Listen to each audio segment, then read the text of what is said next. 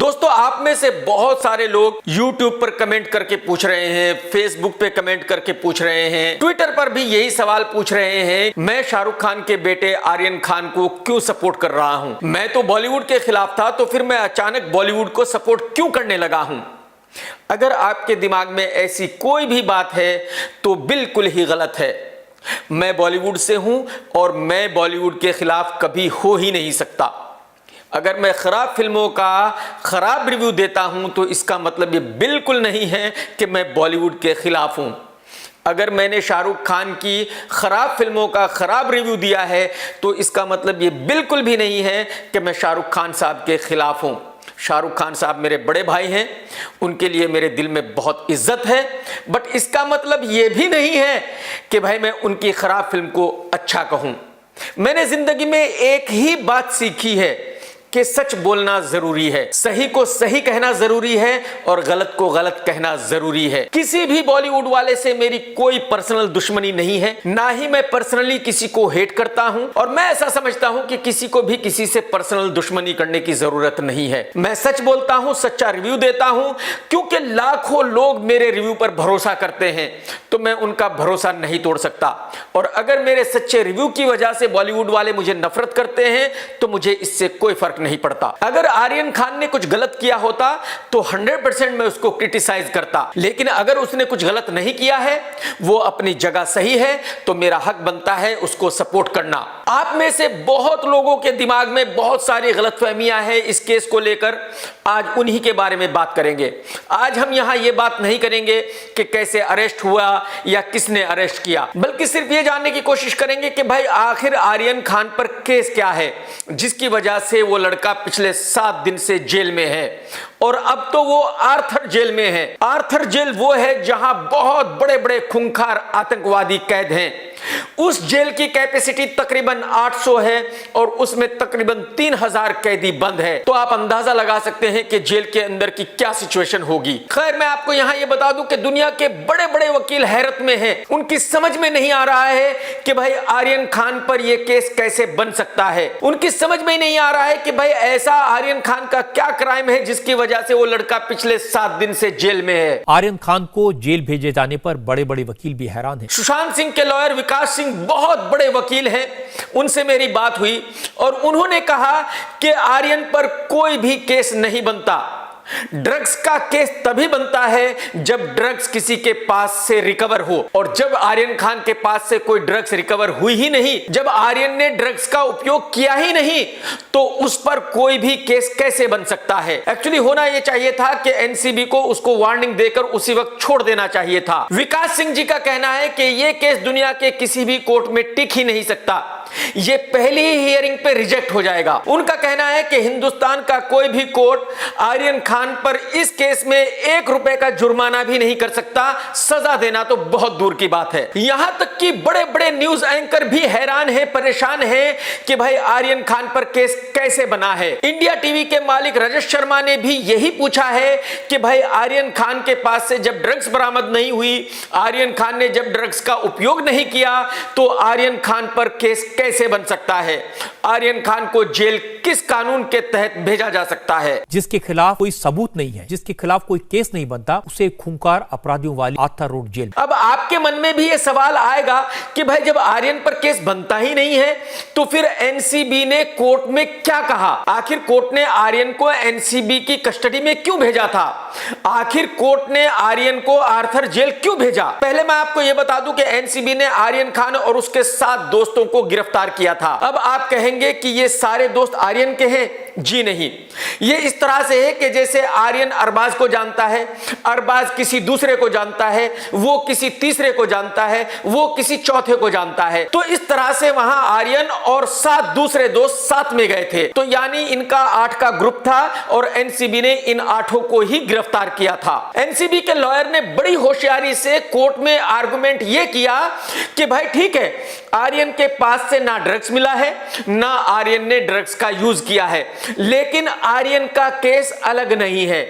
आर्यन उन बाकी 7 लोगों के साथ है, यानी जो भी केस है वो 8 लोगों पर है, अकेले आर्यन पर नहीं है। आर्यन के वकील ने आर्गुमेंट यह किया कि भाई आर्यन अकेला था, बाकी 7 दोस्त जरूर थे, वो अरबाज को जरूर जानता है, बट अगर किसी के पास से ड्रग्स मिला है तो वो कैसे जिम्मेदार है। लेकिन जज साहब ने आर्यन के वकील की बात मानने से इनकार कर दिया। जज साहब ने यह माना कि बिल्कुल सही है, जो भी केस है वो 8 लोगों पर है, और अगर 8 में से 4 लोगों से भी ड्रग्स बरामद हुआ है तो केस सब पर बनता है। तो या तो अब सब छूटेंगे और या तो सब जेल जाएंगे, यानी जो भी केस होगा वो सब पर होगा, आर्यन पर अकेले कुछ नहीं हो सकता। सुशांत सिंह के वकील विकास सिंह जी का यह कहना है कि एनसीबी ने रिया को भी गलत तरीके से अरेस्ट किया था, सिर्फ व्हाट्सएप चैट के सबूत पर अरेस्ट किया था और इसीलिए रिया छूट गई, और यही गलती एनसीबी दोबारा कर रही है कि आर्यन खान को उसके व्हाट्सएप चैट के बिना पर अरेस्ट किया गया है। विकास सिंह जी का कहना है कि कोई भी अदालत व्हाट्सएप चैट को सबूत नहीं मानती, तो व्हाट्सएप चैट की बिना पर आर्यन खान को कोई भी सजा नहीं हो सकती। यहां मैं ये फिर दोहरा दूं कि मुझे नहीं पता कि आर्यन ड्रग्स करता है या नहीं करता, ये उसको पता है या खुदा को पता है। मैं जो भी बात कर रहा हूं सिर्फ इस केस के बारे में बात कर रहा हूं, बिना ये जाने कि वो ड्रग्स करता है या नहीं करता। इस बात से मेरा कतई कोई लेना देना नहीं है। व्हाट्सएप चैट में जो भी लिखा गया है वो कोड वर्ड में लिखा गया है, अब उस कोड वर्ड को साबित नहीं किया जा सकता। समझ लो कि व्हाट्सएप चैट में लिखा गया है कि 2 भेज दे, तो 2 क्या भेज दे? 2 लड़कियां भेज दे, 2 लाख रुपए भेज दे, 2 बम भेज दे, 2 AK-47 भेज दे, 2 ग्राम ड्रग्स भेज दे, या 2 पुड़िया ड्रग्स की भेज दे। मतलब ये कोई भी कैसे साबित कर सकता है कि भाई वो 2 क्या लिखा गया था। अब आप में से बहुत लोगों के मन में यह भी सवाल है कि भाई आर्यन ने कुछ तो किया होगा, अगर कुछ भी नहीं किया तो फिर अरेस्ट क्यों हुआ? अगर आर्यन ने कुछ भी नहीं किया तो अदालत ने 5 दिन की रिमांड खत्म होने के बाद भी जमानत क्यों नहीं दी? यह बहुत अच्छा सवाल है। एक्चुअली मैं ऐसा समझता हूं कि सतीश मानी शिंदे बहुत अच्छे वकील नहीं है। एक्चुअली सतीश जी ने बेल एप्लीकेशन डाली थी किला कोर्ट में, यानी मजिस्ट्रेट कोर्ट में, और कल फ्राइडे को दिन भर इसी बात पर बहस होती रही कि भाई क्या किला कोर्ट को अधिकार है बेल देने का या नहीं है, और शाम को यह डिसाइड हुआ कि किला कोर्ट को बेल देने का अधिकार ही नहीं है। एक्चुअली इस केस में जमानत सिर्फ सेशन कोर्ट ही दे सकता है, तो सतीश मानी शिंदे साहब को वहां बेल एप्लीकेशन डालनी चाहिए थी, वो उन्होंने किया नहीं। अब आज सैटरडे है, कल संडे है, अदालत बंद है, तो कुछ हो नहीं सकता। अब आर्यन के वकील मंडे को कोर्ट में बेल एप्लीकेशन डाल सकते हैं, और हो सकता है कि मंडे को ही सुनवाई हो या हो सकता है कि ट्यूसडे को सुनवाई हो। तो यहां मेरी समझ में यह बात नहीं आई कि भाई अगर सतीश जी इतने बड़े वकील हैं तो उनसे ऐसी गलती कैसे हो सकती है? ये वाकई ही उनकी गलती है या ये गलती उन्होंने जानबूझकर की है? तो अब जमानत पर बहस सेशन कोर्ट में होगी मंडे या ट्यूसडे, लेकिन ऐसा जरूरी नहीं है कि भाई सेशन कोर्ट में भी आर्यन खान को जमानत मिल ही जाएगी।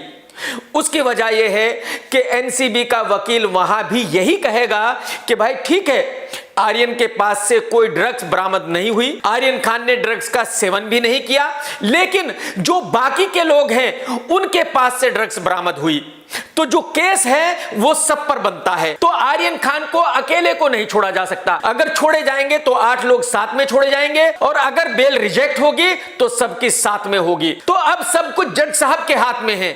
वो चाहे तो आर्यन खान के केस को अलग मान सकते हैं, वो चाहे तो आर्यन खान को भी बाकी सबके साथ रख सकते हैं। और जाहिर सी बात है, कुछ लोगों के पास से ड्रग्स मिली है तो हो सकता है उनको जमानत ना मिले। तो अगर जज साहब ने आर्यन खान के केस को अलग नहीं माना तो हो सकता है मंडे ट्यूसडे भी आर्यन खान की जमानत ना हो और उनको और भी जेल में रहना पड़े। जरा एक बार सोच कर देखिए कि भाई आपने कोई गुनाह नहीं किया, आपने कोई क्राइम नहीं किया, आपके किसी दोस्त ने कोई गुनाह किया है, कोई क्राइम किया है, और क्योंकि आपके दोस्त ने किया है तो वो जेल जा रहा है तो आपको भी जेल जाना होगा।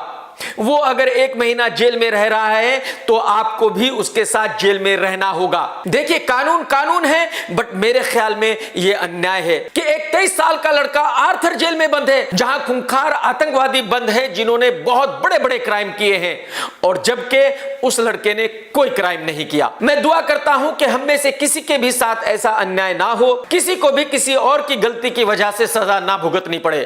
टेक केयर दोस्तों, सत्यमेव जयते। दोस्तों, अगर आपको मेरा वीडियो पसंद आया है तो लाइक करो और शेयर जरूर करो, और यार मेरा चैनल तो सब्सक्राइब कर लो। भाई, आप चैनल सब्सक्राइब नहीं करोगे तो आपको कैसे पता चलेगा जब मैं नया वीडियो डालूंगा यार। अरे भाई साहब, वो घंटी दबाओ, घंटी आपके सामने ना। अरे भाई साहब, अब आप सोच रहे हो कि दबानी चाहिए या नहीं दबानी चाहिए। अरे भाई साहब, दबा दो, फौरन दबा दो। दबा दी ना आपने। देखो, अब जब मैं नया वीडियो डालूंगा तो आपको फौरन ही नोटिफिकेशन आएगा। समझो बात को यार।